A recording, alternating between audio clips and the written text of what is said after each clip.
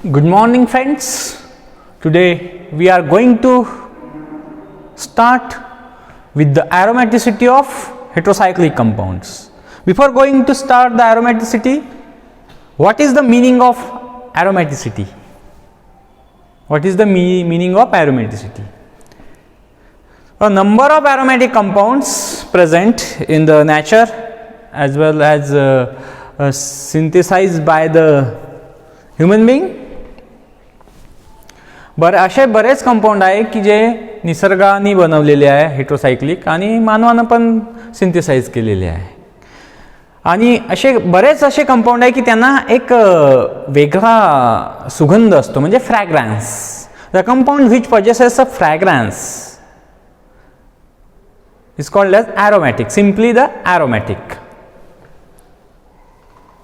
आता तुमच्या सिलेबसमध्ये हे एरोमॅटिसिटी आहे दिलेलं आहे. तर एरोमॅटिक कंपाऊंड कसं आहे हे कसं ओळखायचं, याचे कोणते क्रायटेरिया आहे, यांचे क्रायटेरिया कोणते आहे तर ते आपण बघू.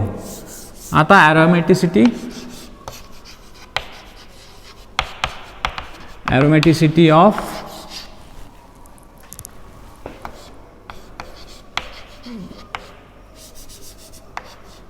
फ्युरॉन, pyrrole and thiophene.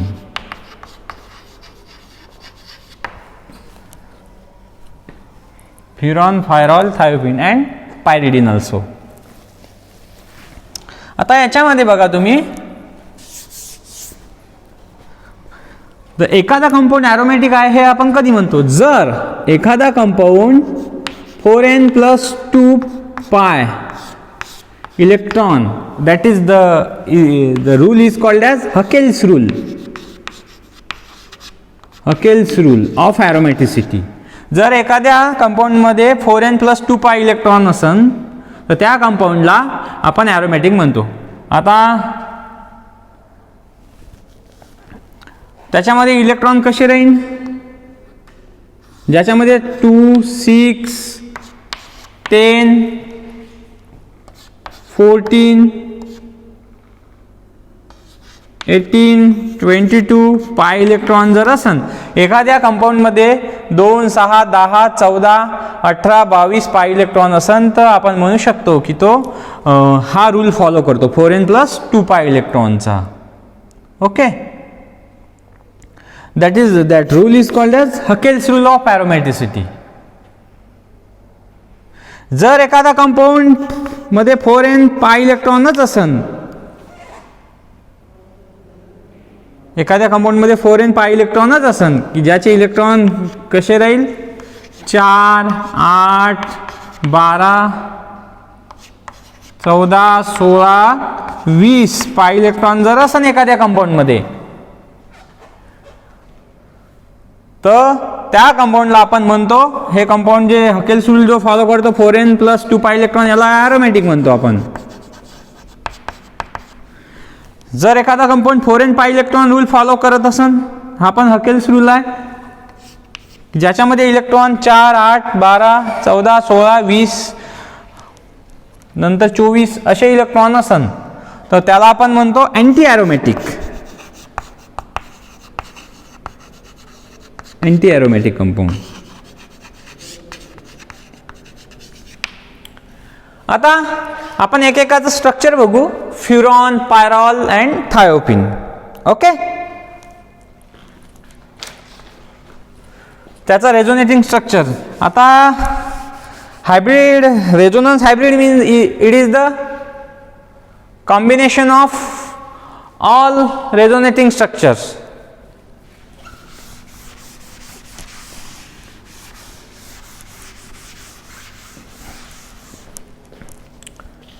आता मी 3 स्ट्रक्चर काढतो, तिन्हीमध्ये कंपॅरेटिव्हली बघा तुम्ही. हा आहे तुमचा फ्युरॉन. ओके,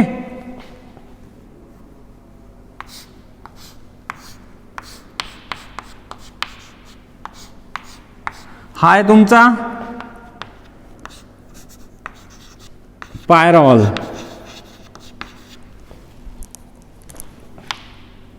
आणि हा एक कंपाऊंड आहे,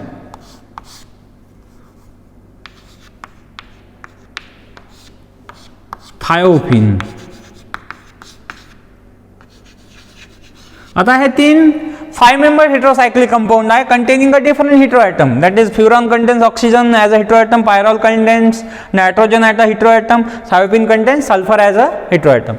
These all 3 compounds, heterocyclic compounds, are aromatic in nature. Why?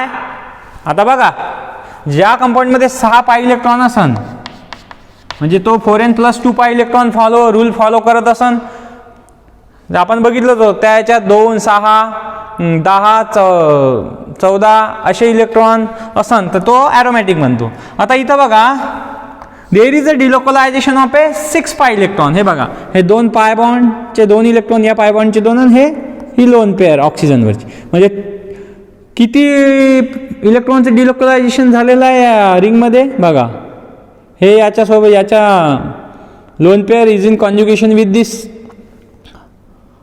pi bond is in conjugation with this pi bond, and this pi bond is in conjugation with this lone pair. आता एखादा compound aromatic आहे हे आपण हे एवढंच sufficient नाही, तर त्याच्यासाठी कंपाऊंड हा सायक्लिक पाहिजे, तो प्लेनर पाहिजे, आणि थर्ड म्हणजे तो 4n + 2 पाय इलेक्ट्रॉन काय हा रूल फॉलो केलं पाहिजे, तेव्हाच त्याला आपण ॲरोमॅटिक म्हणतो. The compound should be a planar, it should be a cyclic, it should follow the 4n + 2 pi electron rule, then we can say that the compound is a aromatic. Okay.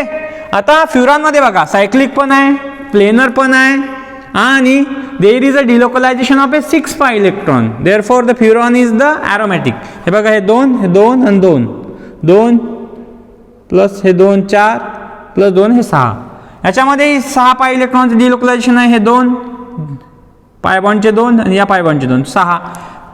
थायोफिनमध्ये बघा 2 2 2 म्हणजे 6 पाय electrons.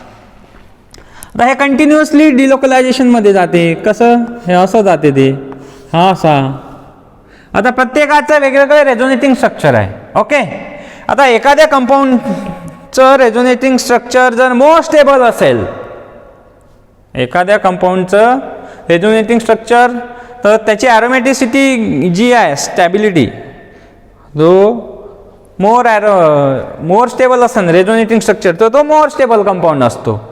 आणि एखाद्या कंपाऊंडची resonating energy जी आहे ती जास्त असेल ना, तर त्याचं रेझोनेटिंग स्ट्रक्चर मोर स्टेबल असतो. Resonating energy, that resonance energy, we can say that the resonance energy. Okay. आता याच्यामध्ये थायोपिनचं त्यांनी म्हटलं आहे की 29 किलो कॅलरी, पायरॉलचा 21 किलो कॅलरी, आणि याचा आहे 17 किलो कॅलरी. आता मला सांगा, कंपॅरेटिव्हली आपण ॲरोमॅटिसिटी स्टडी करू याचं, की मोर ॲरोमॅटिक आणि मोर स्टेबल कोणता आहे, ॲरोमॅटिसिटी ऑर्डर कशी राहिली तिघामध्ये, थायोपिन, पायरॉल आणि फ्युरॉनमध्ये. ओके. आता याचं रेझोनेटिंग स्ट्रक्चर कसं होईल, आता एखाद्याचं आपण बघू, फ्युरॉन, पायरॉल, थायोफिन. आपण तुमच्या सिलेबसमध्ये जे इन जनरल दिलेलं आहे, आपण एक्झाम्पल घेऊन बघू. ओके. आता आपण फ्युरॉनचं बघू एक, किंवा थायोपिनचं बघू.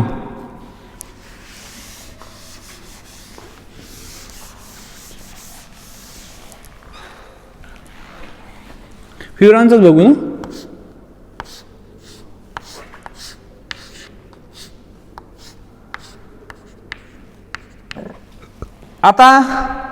आता हे बघा, इथं 6 पाय इलेक्ट्रॉनची डिलोकलायझेशन होते. आता ही lone pair is in conjugation with this pi bond, हे अशी जाते. ॲट द सेम टाइम हा डबल बॉन्ड इथं ओपन होतो ॲज अ निगेटिव्ह चार्ज. बघा याचं रेझोनेटिंग स्ट्रक्चर बुक्समध्ये वेगवेगळं दिलं आहे, बट मी जे सांगतो हे व्यवस्थित लक्ष देऊन आहे का, काऊन की this is the referred by the books, that is Morrison Boyd, which is a best book for organic chemistry, which is a foreign author, Morrison and Boyd. Without reference काहीच बोलायचं नाही, रेफरन्स देऊनच बोलायचं. मे बी तुमच्या जे university सिलेबसचा जो book आहे हे आता आहे, ह्याच्यामध्ये बऱ्याच प्रिंट मिस्टेक आहे किंवा काही चुकीचं दिलेलं आहे, त्याच्यावर जास्त बिलीव्ह नाही करायचं. मी जे शिकवतो त्याच्यावर लक्ष द्या, मी काय सांगतो ते. That is important because I am referring the famous reference book of organic chemistry, that is Morrison, Boyd, Clayden, Warren and Wothers. दिस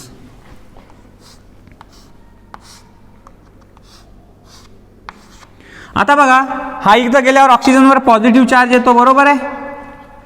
हा इथं डबल बॉन्ड, हा लोन पेअर इकडे गेल्यावर इथं डबल बॉन्ड, हा डबल बॉन्ड इथं ओपन झाल्यावर याच्यावर निगेटिव्ह चार्ज, बरोबर आहे. नंतर काय होते, हा डबल बॉन्ड, हा नंतर हा निगेटिव्ह चार्ज असा जातो, म्हणजे रिस्टोर होतो, डबल बॉन्ड फॉर्म करतो. हा double bond as a negative charge असा ओपन होतो.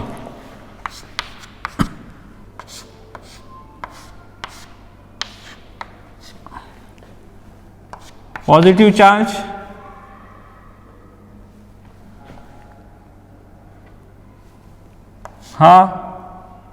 हा असा रिस्टोर गेल्यानंतर हा डबल बॉन्ड इथं फॉर्म होतो आणि हा double bond as a negative charge म्हणून ओपन होतो. बघा हा 3. ओके. नंतर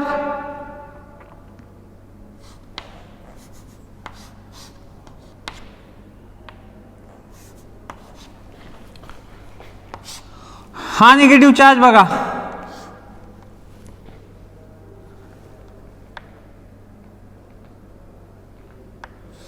हा रिस्टोर होतो इथं, म्हणजे कसं काय फॉर्म करतो तो, सेम तुमचा कंपाऊंड.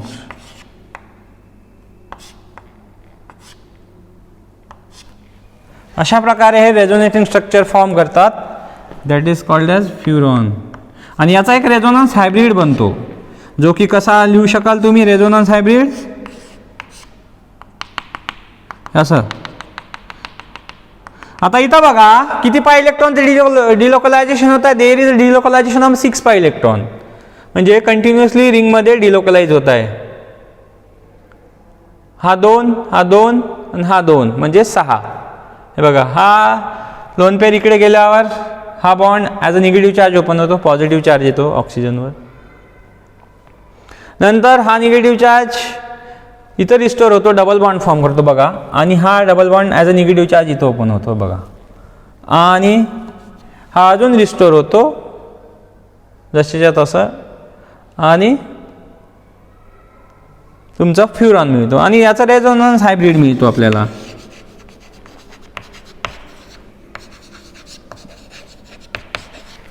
जे एकदम इझी आहे, तुम्हाला समजेल अशाच प्रकारे मी सांगितलं आहे, बुक्समध्ये थोडं किचकट दिलेलं आहे तुमच्या.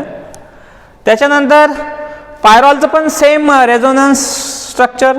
आता हे जे सगळे रेझोनन्स स्ट्रक्चर आहे, these are the combination of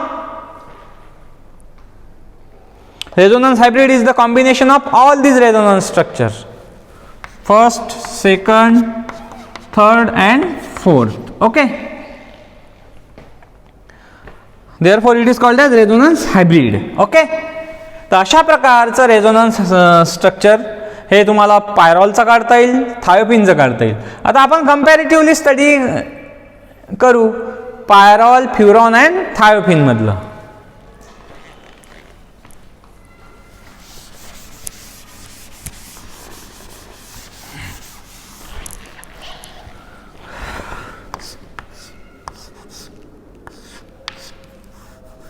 हे झालं तुमचं फ्युरॉन.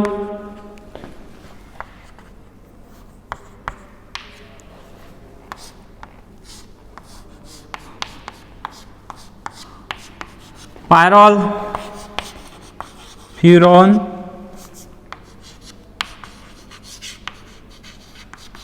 Pyrrole and thiopin.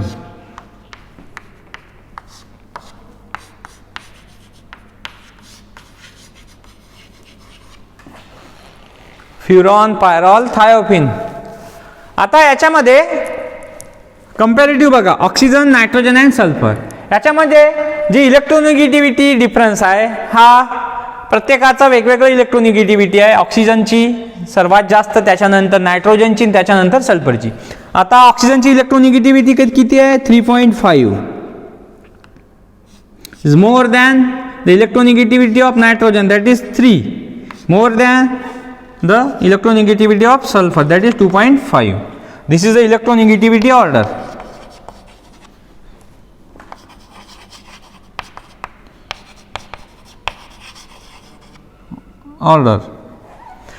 आता ज्या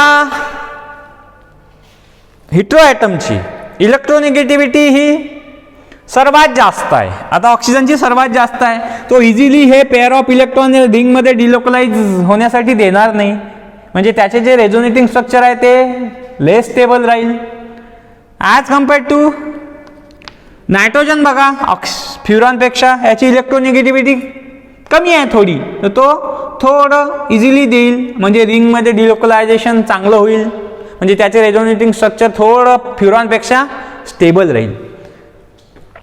मग थायोफिन आहे, थायोपाईलमध्ये सल्फरची इलेक्ट्रोनेगेटिव्हिटी सर्वात कमी, ज्याची इलेक्ट्रोनेगेटिव्हिटी कमी. What is electronegativity? Electronegativity is the tendency of any atom which attract the pair of electron towards itself. आता हे याच्यावर जे लोन पेअर आहे ऑक्सिजन, नायट्रोजन अँड सल्फर, बघा हे लोन पेअर ते इझिली देणार नाही, म्हणजे ती त्याची झाली electronegativity. The tendency of a atom to attract the pair of electron okay towards itself, म्हणजे इलेक्ट्रोनेगेटिव्हिटी स्वतःकडे ते पेअर ऑफ इलेक्ट्रॉन स्वतःकडे ओढतात. ऑक्सिजनची इलेक्ट्रोनेगेटिव्हिटी जास्त असल्यामुळे त्याची इझिली देणार नाही. मग नायट्रोजनची इलेक्ट्रोनेगेटिव्हिटी त्याच्यापेक्षा थोडी कमी असल्यामुळे तो इझिली देईल, आणि सल्फरची तर इलेक्ट्रोनेगेटिव्हिटी सर्वात कमी आहे 2.5. तर याच्यामध्ये सल्फर जो आहे ना हा इझिली पेअर ऑफ इलेक्ट्रॉन या रिंगला देईल, म्हणजे तो त्याचं डिलोकलायझेशन स्ट्रॉंग होईल आणि त्याचे जे रेझोनेटिंग स्ट्रक्चर फॉर्म होईल ते कसे तयार होईल, मोर स्टेबल, आणि त्याची more resonating structure more stable form झाल्यावर तो कंपाऊंड काय राहील, मोर स्टेबल, आणि तो मोर गुड ॲरोमॅटिक, म्हणजे त्याची ॲरोमॅटिसिटी ऑर्डर तुम्ही बघू शकता की द ॲरोमॅटिक. आणि याच्यावरून पण तुम्ही त्याची स्टॅबिलिटी ठरवू शकतात. द रेझोनन्स एनर्जी, थायोपिनची रेझोनन्स एनर्जी आहे 29 किलो कॅलरी,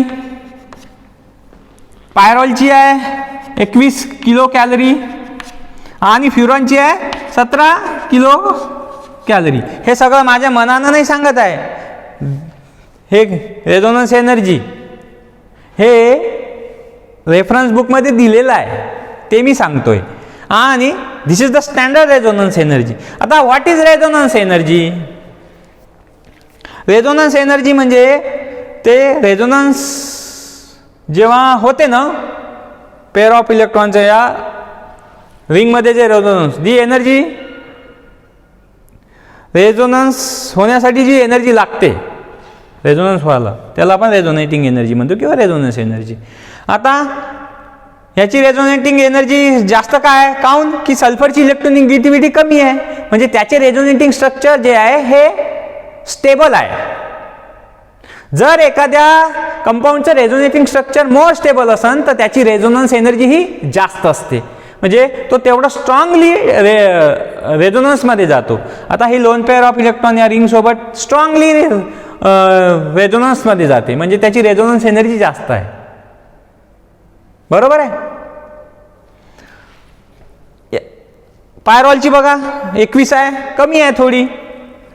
फ्युरॉनची बघा 17 आहे, म्हणजे सर्वात कमी.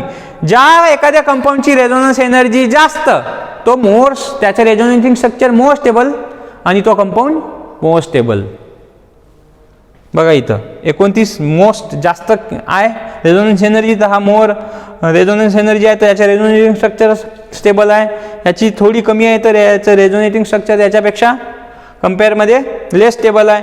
आणि याची फ्युरॉनपेक्षा, पायरॉलची फ्युरॉनपेक्षा जास्त आहे, तर याचे रेझोनेटिंग स्ट्रक्चर याच्यापेक्षा मोर स्टेबल आहे. म्हणजे आपण तुम्ही ऑर्डर सांगू शकता that aromaticity order is like that thiophene is more stable than pyrrole, pyrrole is more stable than furan. अशा प्रकारचं हे ॲरोमॅटिसिटी ऑर्डर तुम्ही लावू शकता. Okay, got it. ओके, आता राहिला विषय पायरिडिनचा.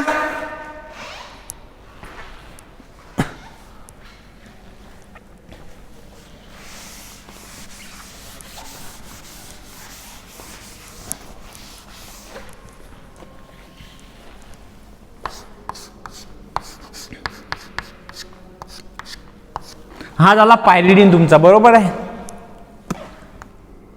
लोन पेअर असते, बट ही लोन पेअर डिलोकलायझेशन मध्ये जात नाही. का की ती sp2 हायब्रिड ऑर्बिटल मध्ये असते. दिस इज अ पायरिडिन. तर पायरिडिनचे रेझोनेटिंग स्ट्रक्चर कसे फॉर्म होतात जनरली?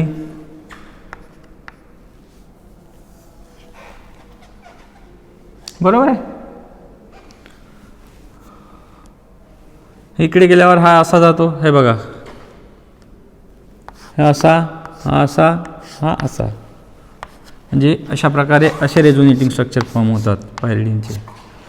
बघा, हा हा हा आणि हे बघा, हा बॉन्ड इथं जातो, फॉर्म झाला. हा बॉन्ड इथं जातो, हा फॉर्म झाला. हा बॉन्ड इथं जातो म्हणजे हा फॉर्म झाला. अशा प्रकारे हे पायरिडिनचं रेझोनेटिंग स्ट्रक्चर आहे.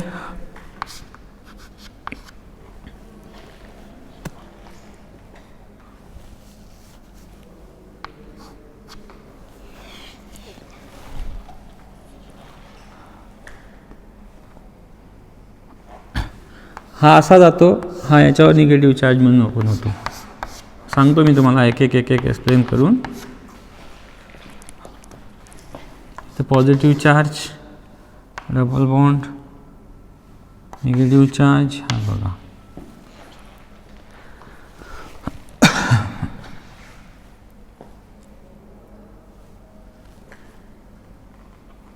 हा असा जातो,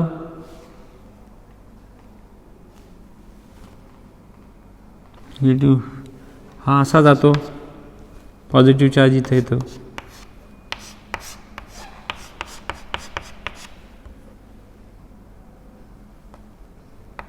निगेटिव्ह चार्ज आहे त्याच्यावर, पॉझिटिव्ह चार्ज इथं येतो.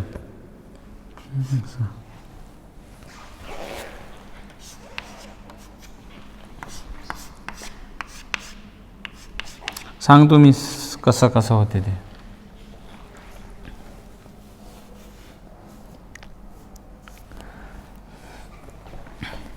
हा असा जातो, हा असा येतो, म्हणजे कसा, हा इथं गेल्यावर हा बॉन्ड फॉर्म करतो,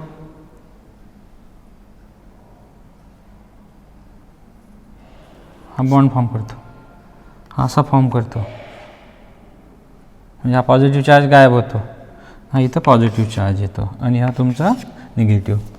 अशा प्रकारे हे वेगवेगळे प्रकारचे रेझोनेटिंग स्ट्रक्चर फॉर्म करतात. फर्स्ट, सेकंड, थर्ड, फोर्थ आणि हा फिफ्थ. पायरिडिनचे बघा वेगवेगळे रेझोनेटिंग. आता इथं बघा, हे रेझोनेट 6 pi इलेक्ट्रॉनचे डिलोकलायझेशन होते, म्हणजे pyridine is also aromatic in nature, which is a planar, which is a cyclic, which follows the Huckel's rule of aromaticity, that is 4n plus 2 pi electron. तर याच्यामध्ये बघा, हे हा बॉन्ड इकडे गेल्यानंतर हा बॉन्ड इथं जातो, हा इकडे, म्हणजे 6 pi इलेक्ट्रॉन डिलोकलायझेशन. बघा आता मी याचे रेझोनेटिंग स्ट्रक्चर काढतो. जर हा बॉन्ड इकडे चालला आणि हा बॉन्ड या नायट्रोजनवर ओपन झाला ॲज अ निगेटिव्ह चार्ज, तर या कार्बनवर पॉझिटिव्ह चार्ज येईल. बघा पॉझिटिव्ह चार्ज, इथं पॉझिटिव्ह चार्ज, नंतर या नायट्रोजनवर निगेटिव्ह चार्ज इकडे. त्याच्यानंतर हा डबल बॉन्ड इकडे जात असन तर हा पॉझिटिव्ह चार्ज गायब होईल आणि हा पॉझिटिव्ह चार्ज इथे येईल या कार्बनला. बघा हा इकडे गेल्यानंतर हा याला डिसअपिअर करेल, केलं, पॉझिटिव्ह चार्ज इथं आलं. त्याच्यानंतर हा डबल बॉन्ड असा डिलोकलाइज होईल, नंतर हा असा हो जाईल, म्हणजे या कार्बनवर पॉझिटिव्ह चार्ज येईल. का की हा डबल बॉन्ड इथं रिस्टोर होत आहे, हा डबल बॉन्ड याच्यावर चालला, इथं येत आहे, हा बॉन्ड ओपन होऊन या इथं ओपन होत आहे, म्हणजे इथं पॉझिटिव्ह चार्ज, आणि हा बॉन्ड इथं ओपन होत आहे, म्हणजे हा पॉझिटिव्ह चार्ज जरी आला तर याला हा जो ओपन होत आहे हा डबल बॉन्ड त्याला काय करेल, डिसअपिअर, म्हणजे पॉझिटिव्ह चार्ज इथे येईल फायनली. बघा म्हणजे हे झालं तुमचं स्ट्रक्चर, आणि याचा रेझोनन्स हायब्रिड असा राहील.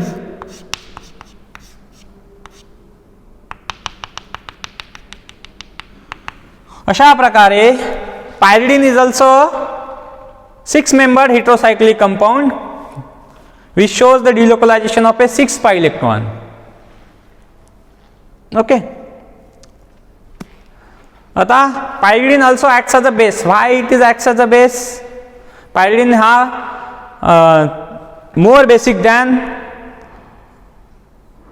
pyrrole, furan and thiophene, because the lone pair present in does not involve in delocalization. It is 100% available, therefore it can donate to the Lewis acid. Okay, therefore it acts as a Lewis base. Therefore in many of the reaction pyridine chosen as a base. Okay, with this we have completed the aromaticity of furan, pyrrole, thiophene and pyridine. अशा प्रकारचं हे aromatic structure हे वेगवेगळ्या heterocyclic कंपाऊंडचं comparatively study केलेलं आहे आणि खूप महत्त्वाचं आहे. Okay, got it. थँक्यू.